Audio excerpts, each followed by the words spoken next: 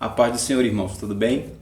Estou fazendo esse vídeo aqui para responder algumas questões. Por exemplo, buscar os dons espirituais é fácil? Ser batizado com o Espírito Santo é fácil? É isso que eu quero esclarecer aqui nesse vídeo, tá? Porque eu vejo muitos vídeos, tipo, seja batizado com o Espírito Santo em 21 dias, como conseguir isso, tipo, vendendo uma facilidade aqui na internet que eu acho que não é muito beneficente à nossa vida. Eu estou fazendo esse vídeo aqui no sábado, então se passar alguma moto, hoje a molecada aqui em São Paulo gosta de estar andando de moto, se passar algum barulho, os irmãos vão me relevando, tá? Outra coisa, obrigado pelos irmãos que têm comentado, o comentário ajuda muito, o like ajuda muito, compartilhar ajuda mais ainda. Se você gosta do meu trabalho e querer compartilhar, se não é inscrito, se inscreve. Estamos quase chegando a 3.000. Eu quero falar com você olho no olho, tá? Responder pergunta ao vivo. E eu prometi no meu coração que só iria fazer live a partir dos 3.000. Falta pouco, me ajuda aí compartilhando.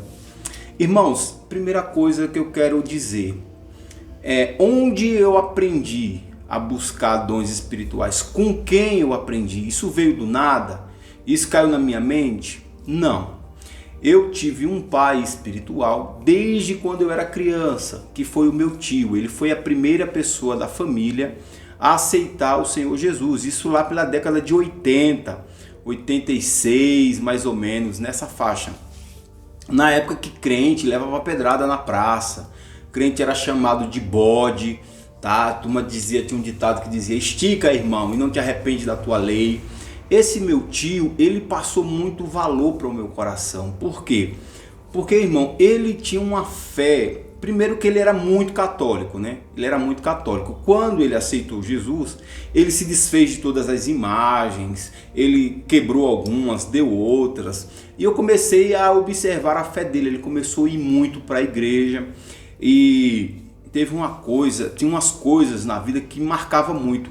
Eu sempre via às vezes ele de madrugada orando, ele sempre falava muito nisso, jejum, oração, e ele era uma fé assim, irmão. Eu me lembro que uma vez eu estava dormindo na casa dele e eu acordei de madrugada, ele estava de joelho orando e eu vi a chuva caindo, sabe? E pelo que eu entendi, ele estava orando, pedindo para Deus para não chover. Por quê? Porque quando chovia alagava a casa dele e ele tinha um monte de criança pequena, meus primos. E quando alagava, quando chovia, irmão, a água dava na cintura dentro de casa. Subia os móveis, tudo ali em Jardim São Paulo, na época, na década de 80 até 90. Subia água na casa dele e a gente via dentro de casa, que tinha um canal na frente, era cobra, era rato. E esse meu tio, ele começava a louvar a Deus, passando perrengue. Ele começava a adorar ao Senhor, então aquilo entranhava na minha mente. E de vez em quando eu via umas coisas que ele fazia. Por exemplo, ele olhava para uma pessoa assim e dizia assim: ó, você está grávida. Naquela época não existia ultrassom, não tinha como saber. Ele olhava e dizia, e a pessoa estava grávida. Ele dizia: é um menino, uma menina. Ele também dizia assim para a pessoa assim: olha, estão fazendo macumba para você assim, assim, assado. Eu comecei a ver essas coisas e as pessoas testificava que era verdade aquilo. Então eu associei muito isso a essas visões que eu via ele revelando. Ele revelava mesmo, ele falava a vida das pessoas, ele pregava. E eu associei isso muito a ele viver em vigílias e a ele viver em círculo de oração. Eu já falei aqui que o círculo de oração em Recife era o dia inteiro. Então ele vivia muito em círculo de oração, ele vivia muito em vigílias, ele vivia orando dentro de casa. Eu sempre via ele jejuando. Então eu peguei esse ensinamento que eu vi, presenciei e trouxe isso comigo. Isso veio. É por isso que é tão importante o seu comportamento diante das crianças, diante dos seus filhos. Eu trouxe essa bagagem que eu via ele passando por, eu trouxe para a minha vida. Então quando eu encontrei o Senhor Jesus, eu já tinha uma escola preparada.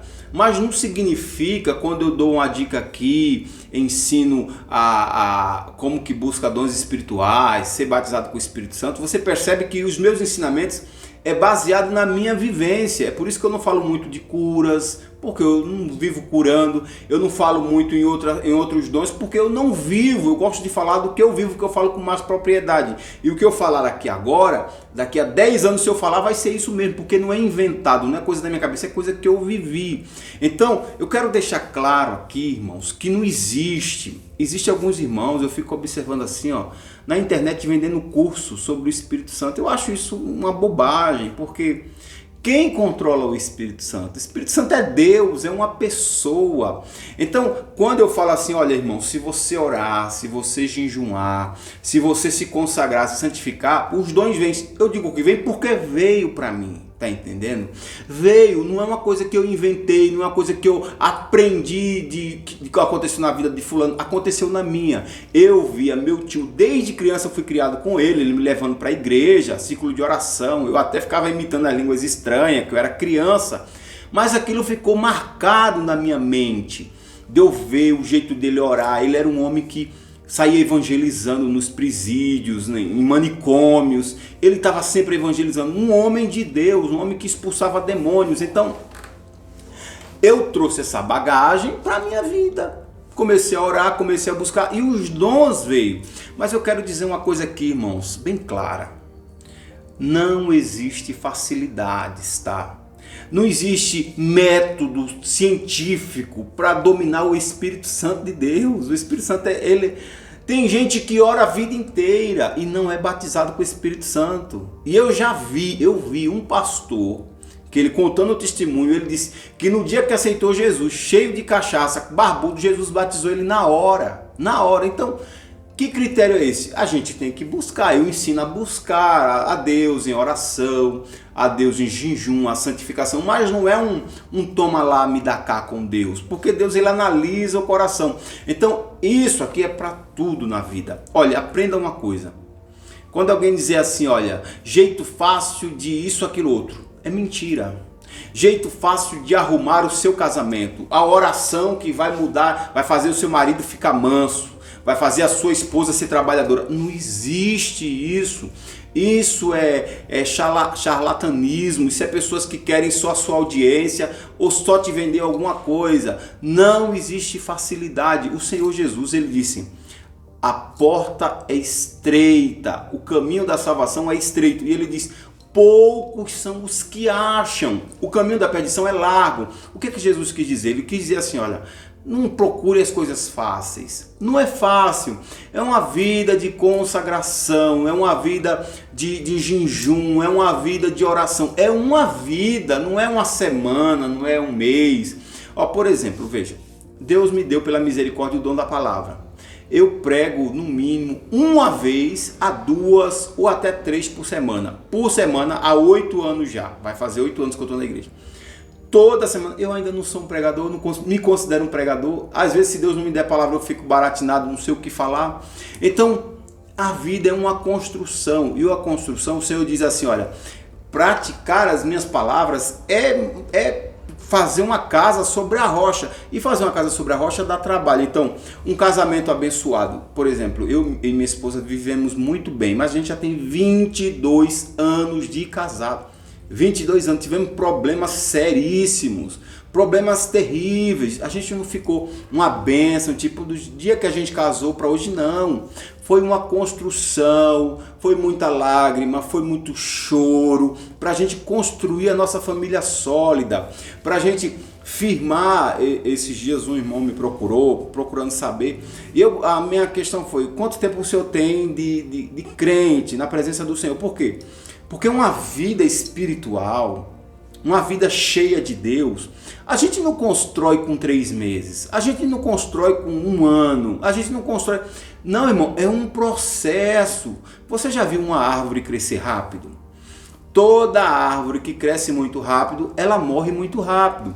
Quais são as árvores que crescem rápido? O pé de milho, ele cresce rapidinho, mas é só aquilo ali, ele só dá aquele fruto ali, e é só um fruto e morre. E não presta mais. Mas uma árvore, por exemplo, um pé de jaca, um pé de manga, é anos crescendo, anos aprofundando as raízes, para poder colocar. Tem um ano que ele coloca só flores. A gente pensa que vem, não vem, é só flores. Aí outro ano, só flores. Aí fruto, aí nem vem tanto assim. Aí fruto. Mas também passa anos e anos e anos colocando fruto, mas demanda tempo. Então, tem muitos novos convertidos que assistem meus vídeos porque eu falo dos dons. E existe, irmão, existe, dons existe. Eu não posso negar o que eu vivi, não posso. Existe, mas não tem afobação. Você tem a vida inteira para seguir a Jesus. É uma construção, vai fazendo um alicerce de oração, de jejum.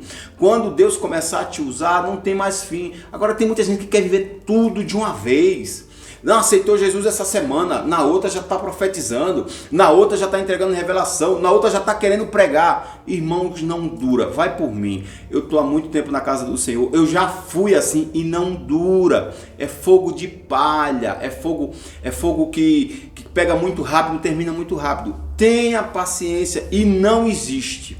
Qualquer um que disser assim, 3 semanas para você ser batizado com o Espírito Santo, mentira. Porque ninguém controla o Espírito Santo.